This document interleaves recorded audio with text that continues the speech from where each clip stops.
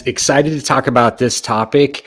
Specifically, it's something we get all the time, right? When it comes to creating and producing animation style videos, whether that's motion graphics, 3D videos. We're going to talk through a lot of best practices today. And I've got some, in my opinion, not only internal experts, but some industry experts here too. So for today's session, what we're going to be doing is going through about 13 different questions, and we're going to unpack really like a lot of frequently asked questions that I've been getting for many years. Kelly and Alyssa has also been getting for many years. So what we ended up doing is just aggregating a lot of these questions, and then we're going to run through these specifically, and we're going to have some fun with this too, no doubt about it, right? Before we get into it though, what I wanted to do is just do some quick intros. We won't take too much time with this.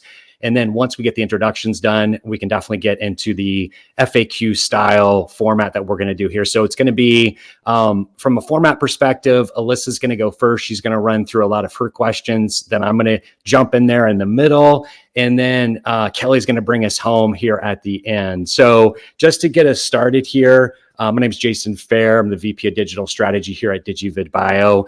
Also an HCP marketer. I've had the honor to work with a lot of life science, healthcare, med tech, medical device, aesthetic, diagnostic companies when it comes to video strategies just like this that we're going to share today.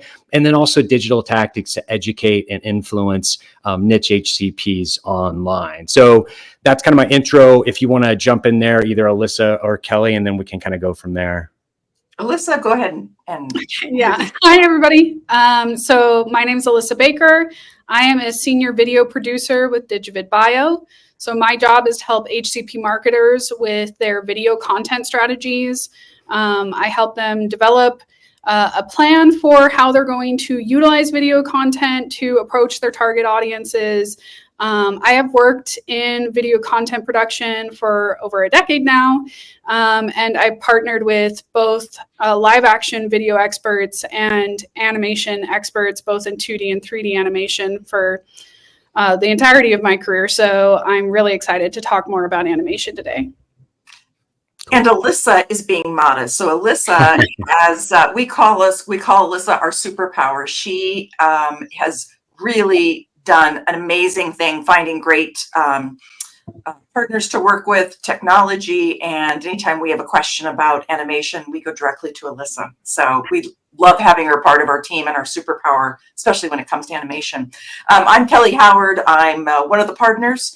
I have a tremendous amount of experience in the life science, biotech, med device trenches. I've been working in this area on the marketing side for at least 20 years and a lot of experience with a lot of companies that are looking to focus on healthcare professionals and do a lot of work on the content strategy side, as well as also the digital advertising side. So excited to share some of our secrets. Yeah, I think combined experience, what is that, like over 100 years? No, I'm just kidding. So I think, yeah, in dog years. Yeah, no, I think we're at like maybe 30 years or something like that, which is great. So that's the goal here, is to provide industry experts, walking through these, because this is kind of a daily occurrence that we get a lot of these questions. Before we get into these questions, if you have again, there's like 13 different questions that we're going to run through today in the session. If you've got burning questions that maybe we missed, feel free to drop it in the comments, the chat, and we'll definitely get to it if we have time.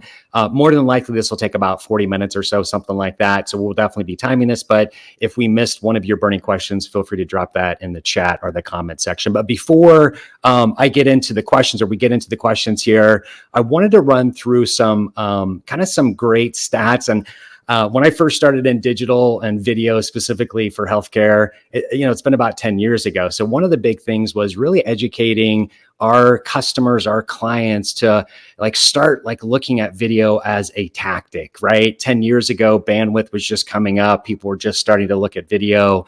Now it's kind of like a staple in your marketing and your content creation to create these types of videos. But these stats are still tried and true. So I wanted to run through some of these. Some of these may blow your mind. Some of these you may be like, oh yeah, I've seen that before. But video does have some superpowers. People process video 60,000 times faster than actually reading text. And that's one of the superpowers for the topic we're talking about today when it comes to motion graphic and animation and 3D style videos. The other great thing about video, people actually process video much faster than reading text, 4 times faster than actually reading text. And then after watching a product or explainer video, prospects or customers are 85% more likely not only to buy, but in this case, when we're talking about HCPs, to really start understanding your product, your solution, your data. And that's the goal for video, is to get them up to speed much faster. And then retention's really high, obviously, when it comes to video. So 95% of the messaging when watched in a video, people retain 95% compared to only 10% text. Now, my normal media consumption, I binge a lot of videos just because I like to get up to speed much faster.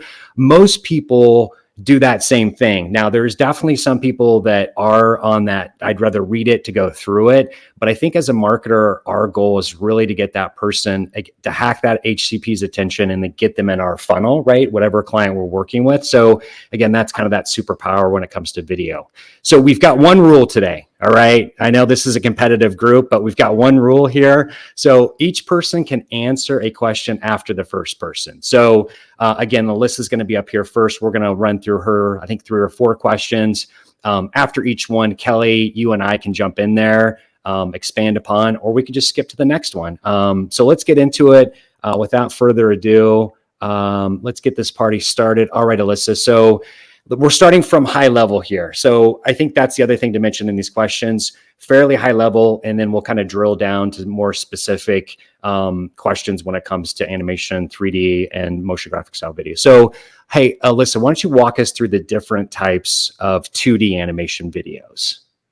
Right. So I can summarize them a little more specifically, but when I think of 2D animation, the things that immediately come to mind are iconography, which is essentially images and objects that move around to illustrate a theme or ideas. And then kinetic text, which is when you utilize text to create a sense of emotion, right? So text moving in a certain way or pattern that feels almost human or has characteristics to it that are more animated like a character. And then 2D character animation, which is what a lot of people are familiar with. And there are 9 or more popular styles of character animation. We generally specialize in flat design animation, which is what you'll see most commonly for explainer videos online. Perfect. And then I just put some visuals up here. Oh, go ahead, Kelly. No, I was just going to say, the one thing that I've noticed throughout working with a lot of video and animation is that people confuse and call motion graphics all animation, which is indeed not the correct verbiage or the right description. So I would generally say that it's kind of one of those not all animations are motion graphics, but motion graphics are animations. Yeah. So motion graphics, to me, it typically is referring to elements that animate and move, but exist as a part of a live action video. So things like your lower thirds that give the name of your subject, or, your title cards, or things like that may move and have motion and are built in the computer, but not necessarily that tell a story, versus an animation would be where you're using that style of movement and using graphic assets that are built in a computer to tell a story. And I shouldn't say built in a computer, because technically you can hand draw or do stop motion. Those are still animations. Yeah. It's very analog, but you can't do it. Yeah, it's a little analog. Slow. It's hard to do those things in a timely and affordable fashion, but you can do that. Yeah. Perfect. All right, let's keep it moving here. So Alyssa, how long does it normally take to create one of these 2D animation style videos? Right. So anyone you ask this question who works in video is going to kind of give you the runaround, right? Like they're going to tell you, it just depends, right? Because there's a lot of variables that contribute to timeline. The average that we see among explainer 2D animations, which is the most common format for HCP marketing, is I'd say an average of 12 weeks is normal. So it could be less, it could be more. It really depends on a few factors. I think that if you're doing character animation, you can anticipate that building all of these original character designs and going back and forth with with you, the marketer, to determine if they're indicative of your brand and your audience, that creative process takes more time. Versus when some people come to us with ready-made elements, right? Some people come to me and they already have brand designed iconography that they use regularly in their print materials. And so they might provide those assets and then we just modify them slightly or add to them. And that can make that timeline shrink down really quickly. So, yeah. And I think just the nature of healthcare, whether it's life science, medical device, diagnostics, right? There's medical legal review, right? MLR review, which adds a layer of complexity to this. Also, you got to figure internal people, leadership people. So to your point about, how many people are reviewing this, right? Yeah. And I think most clients that we work with, we're typically waiting for them to get back to us, right? And it's just standard because they have so many internal stakeholders. They have medical legal review. Now, if we were in an easier like B2C segment or industry, like things would move much faster, right? Because I get this all the time. I'll have someone, or we're strategizing for them and, hey, we've got to launch in 6 weeks. What can we do in 6 weeks? And you're like, well, you should have reached out 6 weeks previous to this, right? Like we should be talking about this, right, 12 weeks ahead of time. But I think, and that's why we're doing this, because a lot of people just don't know these things. And so when they go to planning, they're like, oh, okay, well, and not necessarily videos gets the last like hurrah, but sometimes videos kind of like, oh yeah, like they have the epiphany, like, hey, we need to do that product video or that hype video or sizzle video with animation, and they're a little bit late to the game, right? So I think, the big takeaway here is just think 12 weeks, but maybe even longer, depending on what you're doing. So as like an example, so that's 3 months, right? And so let's say if you're planning a launch in January, like right now, like you are January, February, like, either this month or next month, you should start to plan for this. Or if you're trying to get like an asset ready by the end of the year, for prime time in the first week of January, for example, like you should start cranking on it like right now. Right. Yeah. And we'll get into like what our process is as far as scripting and visuals and those sorts of things. But, 12 weeks is definitely a good guideline. Sure. And I also think a factor that most new clients don't think about, like if they haven't worked with us as a partner before, is whenever you're setting up a new partner, there's a lot more strategy at the front end of a new relationship, right? And, going through contract approvals and all of that. So if someone came to me and I'd never worked with them before and they had 6 weeks to turn around an animation, I'd say, I'm not sure it's possible. But if someone I'd worked with a bunch came to me and they said, can you get me something in 6 weeks? I'd say, yeah, I bet I can. I think kinetic typography is certainly a very time efficient option that can still convey like a sense of excitement if you're launching a product or something like that. So there's still options. Yeah. No, there's definitely some creative workarounds. Maybe you wanted it scripted, but now you can't because you've got to get that MLR reviewed, right? Everybody's got to get their hands into that script. So maybe you just do text on screen, right? And, obviously we've rushed projects before, right? Where our partners, had to pay a little bit more, but it was for a timely launch, right? They needed this as part of their asset. So, that's obviously definitely something that we can do from a rush perspective. Kelly, is there anything else you want to mention here on this question? No, I think we've covered it. Animation, there's so many different types and styles. So, you're so much better off if you can work with somebody who understands and can provide those options for you, especially if you're working on a short timeline. Absolutely. Perfect. All right. So let's get into the next one, Alyssa. So how many rounds, this is a great follow-up question. How many rounds of revisions does it normally take for a 2D motion graphic video, obviously? So again, this is a case where there's averages. So what I've found in a survey of our past work is that the average is it's 2 rounds of revisions, and that's at each stage. So if we're helping you in the script writing process, there's 2 rounds of revisions there. If we're building the storyboards, that's 2 rounds there, and then it's another 2 rounds in the animation. The benefit of the method by which our team does storyboarding is that we generally build and design assets and include them in our storyboards versus A lot of artists will hand draw or hand sketch storyboards as a reference point, and then when they transition into the animation phase, then they'll build the digital assets, and there's a whole extra design review phase. We kind of negate that by building those design elements and popping them in the storyboard phase. So it does build a little efficiency into that timeline. But if you look at your storyboards and you don't love the particular design format, then it could take a little bit longer pumping out the next iteration, right? So it's typically 2 at each key phase of the project, but we've certainly seen more than that. And again, the only contributor to that is the amount of participating reviewers. Right. Anytime I've seen, and again, I surveyed this recently, anytime we see more than 2 sets of revisions, it's typically there are members of your team that came in out of nowhere and looked at the storyboard who weren't in the initial call, who had feedback. The more people who look at something, the more opinions are going to participate into that, and everyone has different creative perspectives. And with animation, it's very subjective. Yeah.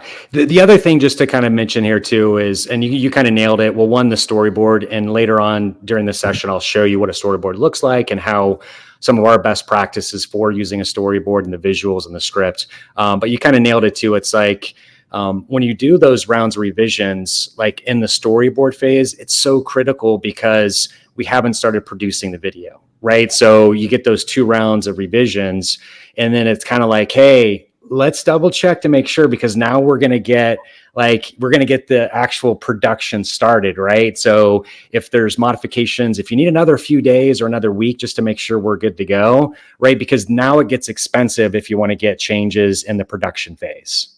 Yeah. Right? The first round of revisions is a great opportunity for creative changes. Like, hey, we want to change the design of certain elements or change colors, or maybe the story isn't conveying this point we want to hit on with our audience, and we need to add an extra line of dialogue, which may create additional scenes in the video, right? Those types of changes should definitely be happening on that first round of review. And then on your second round is really, honestly, it's a QC. It's let's check and make sure that we've dotted our I's, crossed our T's, we didn't miss anything.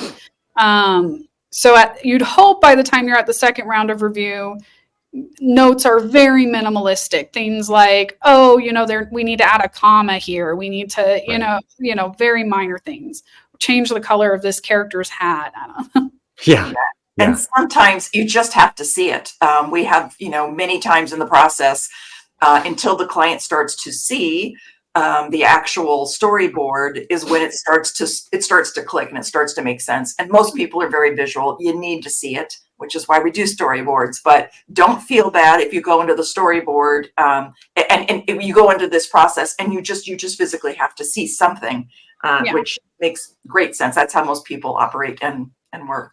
We'll also do voiceover reviews. So if I've picked out talent for them, like obviously they select the talent that they want based on options that I provide, but they will review the audio content. But really, it's hard to gauge a voiceover performance until you see it all together. Once you see the animation with the voiceover and the music and all of the motion elements, it creates a totally different tone.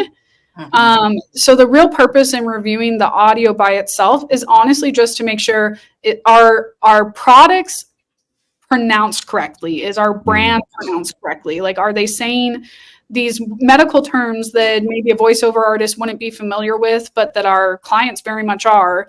Are those things being pronounced properly? And then cadence, again, the pace and the tone and things like that. Once you see the video put together, that's when you know whether or not that's working for you.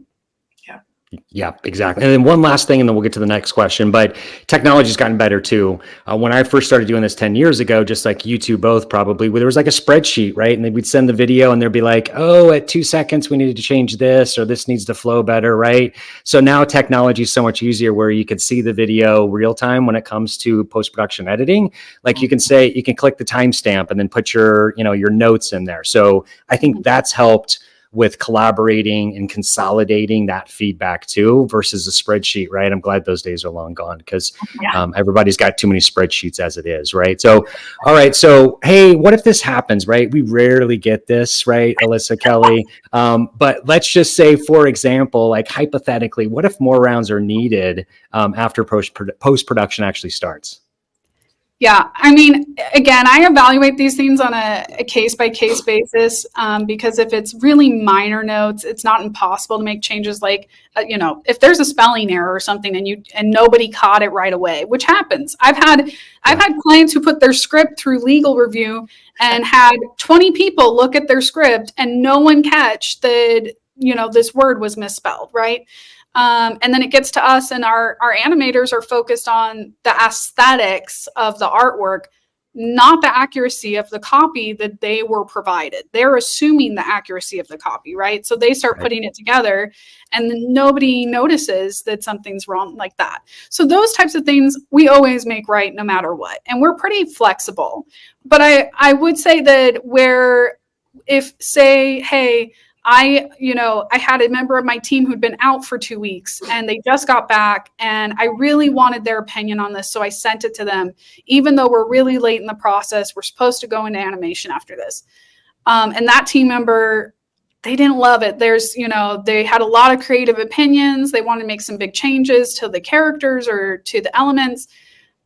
Those things, when they happen, like, the hard reality is making the choice to bring in more creative opinions at the end phase. That can cost you money. Right. It really can. It's a risky game. Alyssa, I'm going to ask you what would be a good pro tip for people when they are, because one of the things that I've heard you say, and you can certainly state it again, which is setting expectations internally with your team, with the people who are going to be reviewing it, and let them understand and make sure you're getting review at one time, not sending it back to us. So maybe you can provide a little guidance, because that's a tough one. I think what happens for marketers is, you're doing your regular job while also facilitating these video projects, and we know that this isn't your full-time gig. And so the pressure comes in to just keep something moving. And so you want the project to keep moving in the background, even if it doesn't have your active attention. And so you think, I'm just going to send them my feedback really quickly so they can start making revisions and the project can keep in motion. And we lose track of whether or not we're the only participating decision maker in that. So to a marketer, I would say get buy-in early and get participation early, because it's important. If you know that you have even a CEO who's really involved and wants to be a part of the creative process, and it makes them feel good to be a part of it, invite them to that kickoff meeting right at the beginning of the project, because getting everyone on the same page and making sure we're using the same verbiage around the project helps us move in the same direction. So definitely get as many participants you think are going to be involved in the review process as you can to participate in your initial kickoff, which we do every time. Before we start a project, we always sit down and we collaborate with our partners, and we say, hey, what do we want to achieve out of this? Who are we talking to? What are the words that speak to them? Make sure that we're targeting our audience right, and that we understand the client's brand accurately, because we're a caveat to represent their brand when we're building these animations for them. Yeah, great. Perfect. All right. Last question for Alyssa, and then I think we transition over to me. What's best practices, or how do you select, and when you're collaborating with a client, when it comes to music and voiceover, how does that work into the process for an animation style video? Right. I think that here's what I think people do, and here's what I think they should do. I think a lot of people watch competitor videos and think, cool, I want to do something similar to that, so I'm going to go look for similar things. I don't think that's the most strategic method. I think that challenging your competitors by differentiating yourself in the market is always the best approach. So it's not that you can't look at inspiration in competitor work, but I'd be very careful not to tailor yourself too much to what your competitors are already doing. I would start coming up with key verbiage that you use to define your brand. So keywords, easy pop words that are, this is who we are, this is how we want to be represented in the market. And then that helps us set the stage for what tones are we looking for, what style are we looking for. With music especially, there's a lot of emotion associated with music. So using emotional keywords like how do we want to come across to our audience? What do we want them to feel when they watch our content? That helps us be strategic about how we select music. And then we provide options. With voiceover, there's a few really common formats. So there's instructional, which is more informative approach. There's what most people say they want, but don't want, which is a real person, which is casual speech. That's someone who has a cadence that's allowed to make mistakes or not as staccato, right? Versus which most professionals want something very clean cut. Narrative, which is a more storybook type of format. A spokesperson, which has a very sincere approach. Announcers, which are hyper engaging and highly articulate. And then sometimes you want something custom. You might have like a character that represents your brand and you're trying to build a character persona around the narrative to your work. So those are the different formats you have to think about. These are the ways we can approach voiceover and how we tell this story to our audience. So, it helps to speak to them. So I would honestly think of your customer persona more than anything. Think about what they care about. Think about what they're going through emotionally. That would lead them to need or be interested in your product, and use those to facilitate building those keywords so we have a foundation to search off of. Yeah. No, that's great. And honestly, like music and voiceover, obviously the visuals are one thing, right? The text on screen, those sorts of things are great to help, again, get someone up to speed, but it's pretty critical to get the music and the voiceover right? Because when you're watching a video, most of the time, to your point, you want that emotional connection through the music. You also want to, again, it's almost like that person speaking to me through that voiceover, right? So you just want to make sure you don't want to get like caught up in that either, right? You don't want it to delay the project where it's like, oh my gosh, we can't figure out the right music, right? We can't figure it out that, my leadership wants this, we want this, right? Sometimes that becomes a challenge, but as long as you get that consolidated feedback, but it is critical, right? It definitely helps when it comes to you drawing that viewer in, when it comes to the voiceover and music. And we always do like casting calls, to Alyssa's point. We send out, if you're like, hey, what's the tonality, male, female? What are some other persona styles? And then,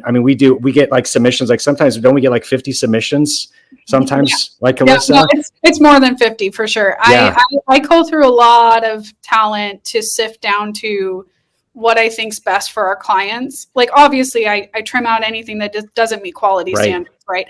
And then after we select from quality, then it's just a matter of what matches the tone that they're looking for. And then I send only, I'd say 5 to max 10 options. More options is not better ever for anyone, right? Like the more options you have to choose from, the harder it gets. So I try to trim it down as much as I can before I send it off to the marketer and their team to figure out what matches their brand, right? Yep, perfect. All right, let's keep the party moving here. All right, so I'm in the hot seat now. Thanks, Alyssa. And obviously you can jump in and don't go anywhere, right? Because it's going to be me and then Kelly's going to bring it home. So this one, how do visuals get created for the video? So there's a couple different ways that you can do it. We're somewhat flexible when it comes to clients. When they have like a brand style guide that has icons or have a library of assets we can go into, usually we're pulling those because typically it's on their one sheets, it's in a brochure, right? It's on their website. So we want to have synergies when it comes to their brand and their formats. So a lot of times we are using their assets. Now, if you don't have that, that's fine. If you're still trying to create an impactful motion graphic 2D animation style video, our animators, motion graphic designers, they can also create things from scratch. So we definitely have gone down the road with people that don't have a brand style guide where they're just like, hey, we're getting there with the brand style guide, but we've got the website, right? You can pull some things off the website to look at, to mimic, but we don't have all the images that you're going to need, right? So when it comes to like a, a 2-minute video, there's a lot of visuals that come up. So not every client, right, has every single visual. If you have those from a library perspective, then absolutely we can use that. And we already talked about storyboarding, so we can put those in the storyboards. But the other road, if you don't have that, would definitely be something where we can lean on our design team to create some of those. And sometimes what we're doing is modifying some stock images. Like we'll go online, we'll pull those stock images, but then we'll customize it, meaning like, hey, we'll put it to your brand colors, right? We'll make it more stylistically look like your website. So those are typically kind of the two different ways we're creating visuals for clients. Alyssa, Kelly, anything you want to piggyback off there? Yeah. I think, so another thing too, like I had a client who said this once to me and I thought it was really great. When you put your content out online, you're not just competing with people in your market, you're competing with your audience's attention against all the major brands online. And so what I'd say to that when it comes to creative visuals is look at that stuff. Don't look outside of your specific market and just look at what type of content might my audience be watching out there from other key leading brands. And you can use those as reference points to jump off of. So we love having references. If our clients pick out maybe like 2 to 3 things they've seen that they really love the style of, or like a combination of things they felt would be a good fit for their brand. Those references help us get in alignment faster and make sure when we are in that design phase that it goes more efficiently. Absolutely. No, visuals are critical. Obviously, we talked audio and storyboarding and also the scripts, right? And the voiceover, like those are all important too. But obviously, when it comes to the visuals, those are such a key to these types of videos. All right, this is I don't know how many times I've been asked this question, but it definitely comes up, right? To create a 3-minute video, how many words are in a script? And so, and then we've been on all those types of calls or emails that they've sent through and they're like, hey, here's our 2-minute video and it's like 500, 600 words, right? So the best practice here, and there's a little bit of a caveat because it kind of depends on the voiceover, meaning like what's the cadence, what's the tone, what's the speed of that professional voiceover reading the script. But if you can get the script around 150 words for every minute, you're going to be in that ballpark, right? So for a 3-minute video, you're going to be around 450 words, give or take a little bit, because it could be a little bit over, and I think that's fine, or it could be a little bit under, and I think that's fine too, because what we'll end up doing is when that script, and when we do the casting call for the voiceovers, what we typically do is we send them like the first or 2 sentences of the script. So at least you get context, like, hey, they're reading actually your script, right? It's not someone else's video, it's actually your script. So that's when we can really get a better idea of like, hey, yeah, we're within that 3 minutes, or 3 minutes and 15 seconds, or maybe we're under a little bit of 3 minutes. But that's the one caveat. It really just kind of depends on that professional voiceover, who you select, and their tone. A lot of the videos that we are creating are more like explainer style, more educational. So they tend to go a little bit slower from a pacing perspective, because, at the end of the day for healthcare, like it's fairly complex when it comes to these solutions and people understanding an animation video. So it's definitely, when it comes to the tone and the speed of the video, they are a little bit slower, but that's fine, because at the end of the day, you want that person to retain that information. So again, 150 words for every minute of text for script. And I think what trips a lot of people up when they have not written a lot of scripts is it's the visuals that are helping tell the story. You don't physically have to, describe everything going on. It's a matter of understanding that the visuals are going to help tell that story, and you don't have to do it with all text. Yeah, exactly. And that's why we always, and I think the next slide, I think I've got an actual, and I'm going to show, this is perfect context for just to show visually people the storyboard and the visuals. I think you nailed it there, Kelly. So on one side of the storyboard, this is our kind of traditional storyboard. You've got the script on one side and then the visual on the other. So it could be, to your point, Kelly, like, hey, what's visually showing on screen? But then also, there's a good option to put text on screen too. So if it's something that's maybe not in the voiceover, but it pops up, or if it's a key marketing message and you want it to pop up and, right, it's also being read by that voiceover, that's another good context here. But traditionally, this is like the visuals that we get. Alyssa mentioned this earlier too, where we're kind of pre-building the assets during the storyboard phase. So that helps move this project along. So when we go into production, you get to actually see what the realistic like visuals actually look like versus like stick figures, right? So we're not going to get in there and do like hand drawings for anything. We're going to actually start building those assets. Again, if it's something where you're providing the visuals or we're building those from scratch, obviously we want to put those in this storyboard phase. And I know I kind of skipped ahead, but and anything else you guys want to add there when it comes to the storyboard, what it looks like, those sorts of things? Well, So- I might do stick figures, but that's why I'm not doing storyboards, just so you know. That's right. That's why you're not on the animation team. Yeah. Animation.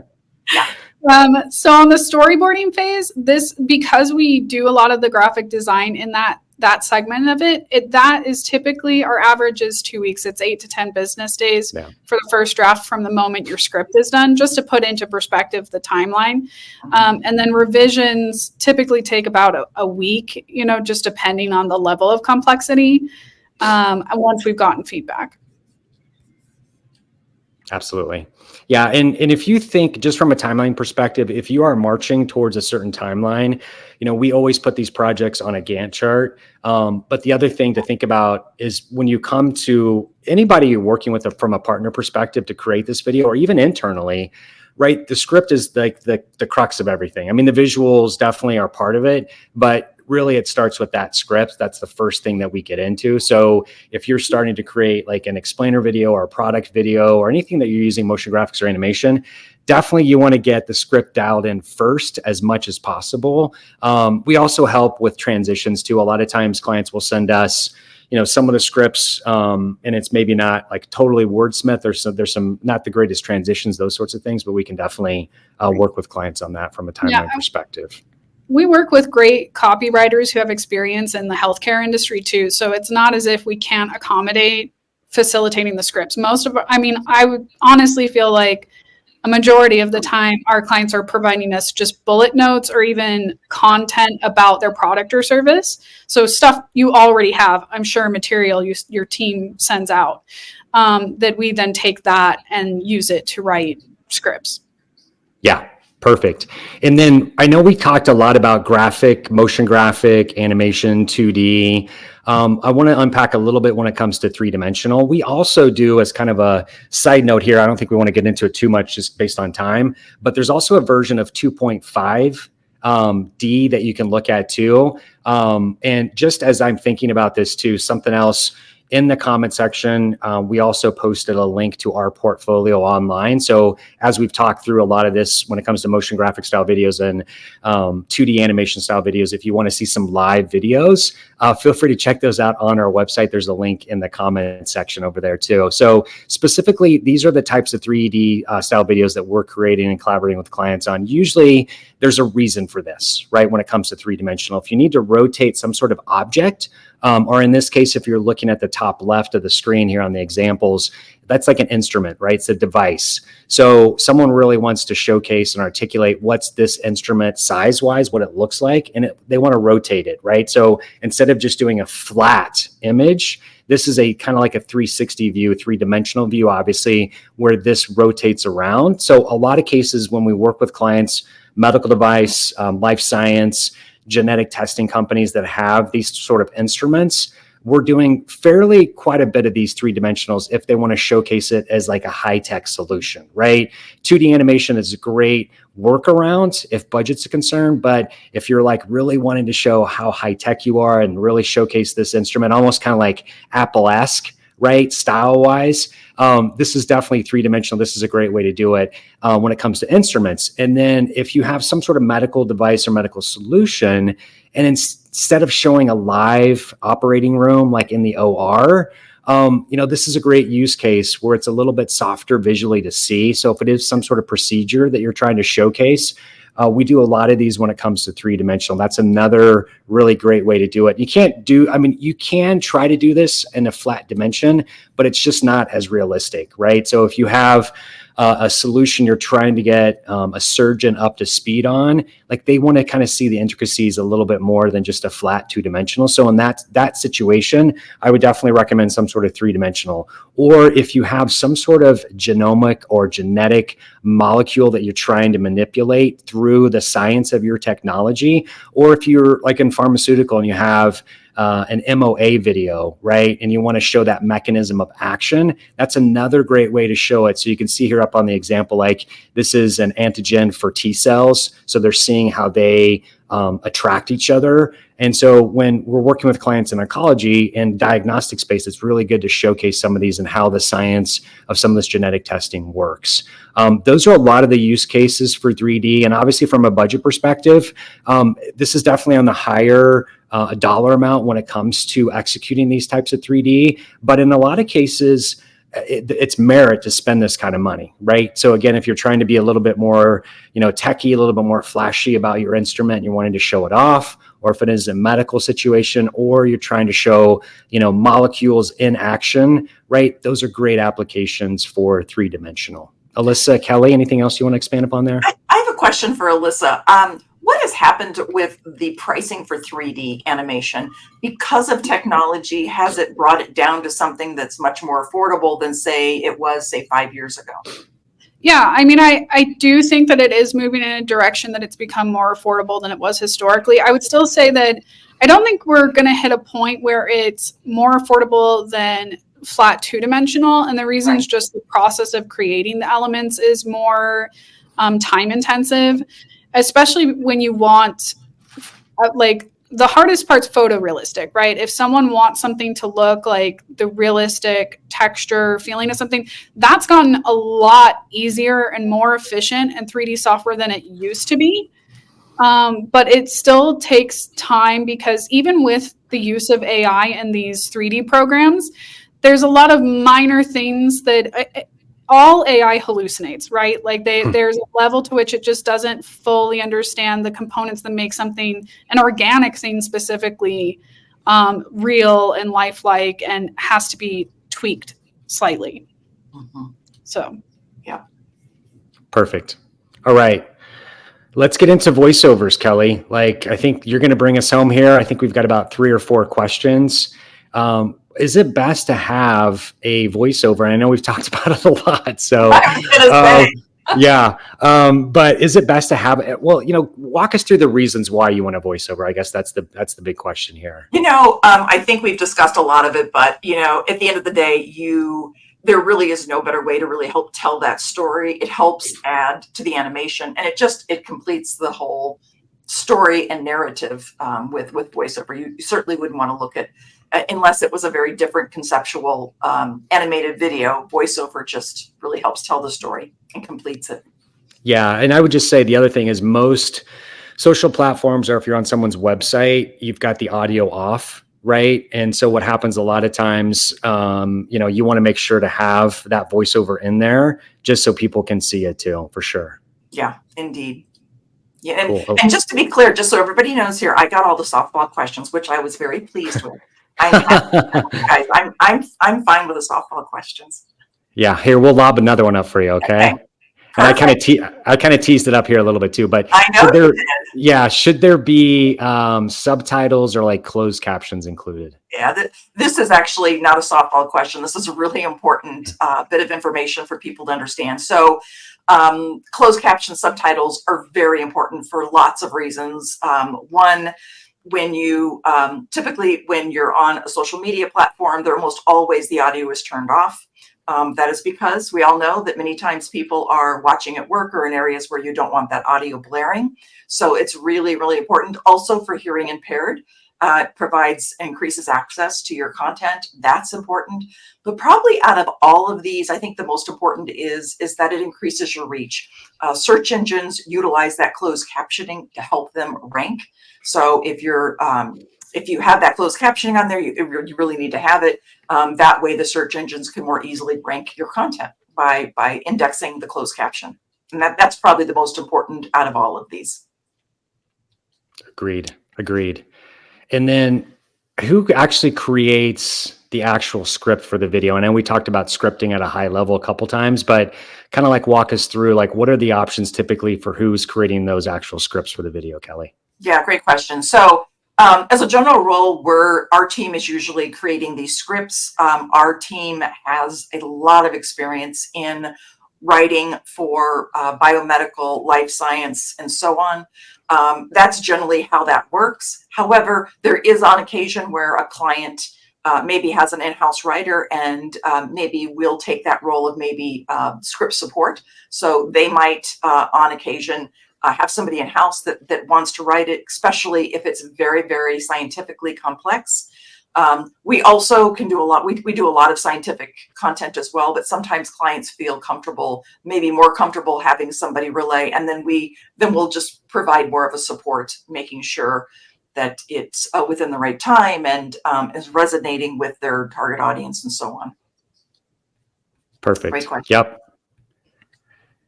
And then I think this is the last one. I'm just double checking. Yes. So I know we're at like 46 minutes. So last one, bring us home, Kelly. When you need to actually, and this is great, and I know we're not gonna have a lot of time to unpack this, but when would you need to actually create, like what's a good example of creating an animation style video?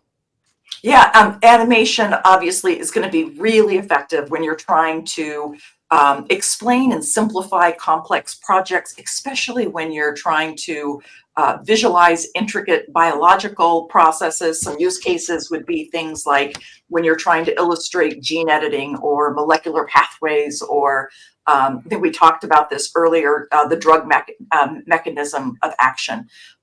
Those types of visuals cannot be done with static images, or probably shouldn't be, or text. So animation is absolutely key in really helping simplify and explain abstract concepts. That makes it much more tangible and easier for people to grasp.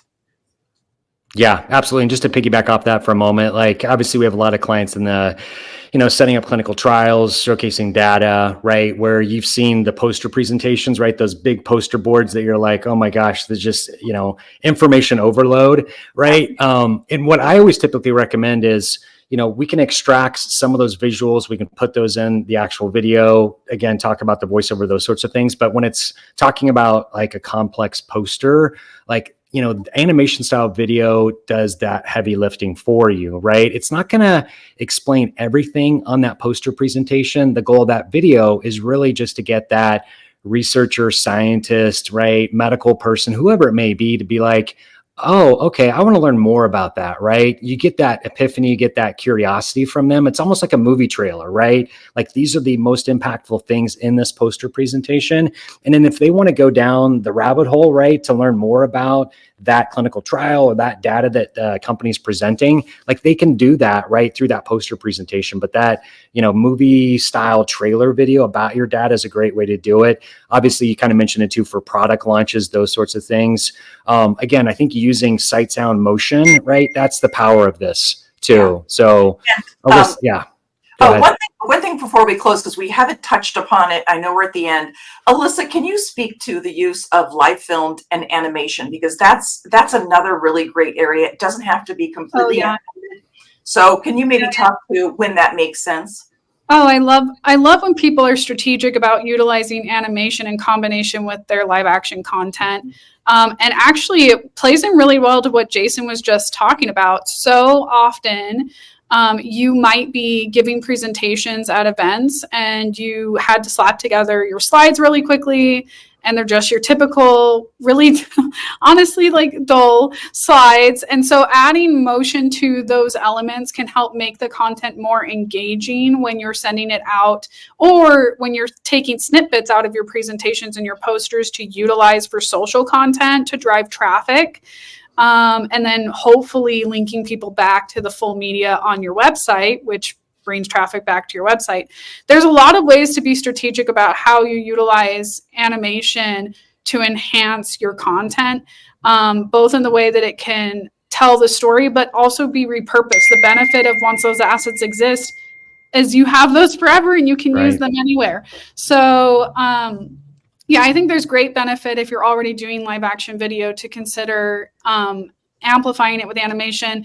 And I think something we didn't totally touch on is digital If you work in a digital product space, you know, AI is exploding in this industry. So I think if you provide a product or service in a digital capacity, explaining those concepts and how they work and visualizing those concepts really helps your audience. And that works well both independently as animated content and also in combination with, you know, your SMEs talking through these concepts.